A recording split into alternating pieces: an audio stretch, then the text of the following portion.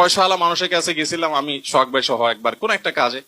তো ভদ্রলোক আমাকে চিনছিল না, তো ভাই আমার পরিচয় করা দিচ্ছেন যে হুজুর, মাশাআল্লাহ ফেসবুক হুজুর, অনেকে চিনে টিনে। তো তখন লোকটা বলল সরি আমি চিনতে পারলাম না। আমার খুব অপমান হলো, খুব মনে কষ্ট পাইলাম যে আমারে চিনে না, কপাল পোড়া, কেমন কথা। পরে ভদ্রলোক বুঝতে পারছেন পরিস্থিতিটা, সাথে সাথে উনি সামলায় উঠে বললেন যে আসলে আমার মোবাইলে সোশ্যাল মিডিয়ার কোনো অ্যাপ ট্যাপ নাই, তো এগুলোতে সময় দেওয়ার সুযোগ আমার হয় না। তখন বুঝলাম যে এই লোক দেশের প্রথম সারির ব্যবসা প্রতিষ্ঠানের ওনার কেন হতে পেরেছে, কিভাবে হতে পেরেছে, সে এই সমস্ত ফালতু সময় দেওয়ার মতো সুযোগ তার হাতে নাই। আমার সোশ্যাল মিডিয়াতে অনেক অ্যাক্টিভিটিস আছে, তোমরা বলো যে আপনি ওয়াজ করেন, আপনি কি করেন।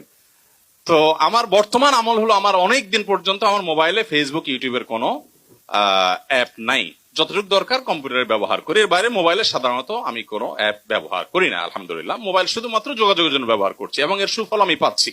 তো তোমাদেরকে আমি বলবো সময় তোমরা হেফাজত করবে, আজে বাজে বন্ধুর সাথে সময় কাটাবে না, এবং মোবাইলের নেশা থেকে বাঁচার চেষ্টা করবে, মাদকতা থেকে বাঁচার চেষ্টা করবে, এবং তোমাদের লজ্জাস্থানকে হেফাজত করবে। আব্দুল্লাহ জাহাঙ্গীর আরেকটা কথা কোট করি, স্যার বলতেন দেখো আমার মতো দাড়ি পাকা বুড়ো, স্যারের কথা বলতেন যে আমার মতো দাড়ি পাকা বুড়ো তাহাজ্জুদ পড়ে আল্লাহর যতটুকু নৈকট্য লাভ করতে পারবো, তোমাদের মতো তরুণরা শুধু 5 ওয়াক্ত নামাজ